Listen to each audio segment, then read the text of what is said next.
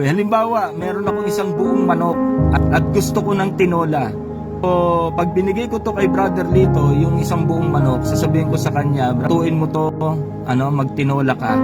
So, yung paraan ng pagluluto, hindi ko na pakikialaman yun. Kung saan niya lutuin, sa kahoy, sa gasol, anong gagamitin niyang gulay, papaya ba o sayote, sa kanya yon. Anong paraan ang gagawin niya sa pagluluto, hindi ko na dapat pakialaman. Basta ang gusto ko, meron tinola.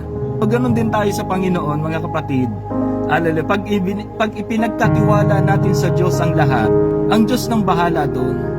Ano mang paraan ang gawin niya, kapag ipinagkatiwala natin sa Panginoon yung ating mga panalangin, ang Diyos nang gumagawa ng paraan para doon. Hindi na natin kailangan pampakialaman yung paraan ng Diyos. Kung saan tayo dinadala ng Panginoon, anumang pagsubok ang pinagdadaanan natin, ginagawang paraan ng Panginoon para tayo ay lumapit at tumawag sa Panginoon. Ipagkatiwala natin sa Panginoon ang lahat.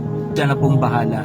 Anumang paraan ang gawin ng Panginoon ay para sa ikabubuti at hindi para sa ikasasama. Purihin ang pangalan ng Panginoon. Hallelujah.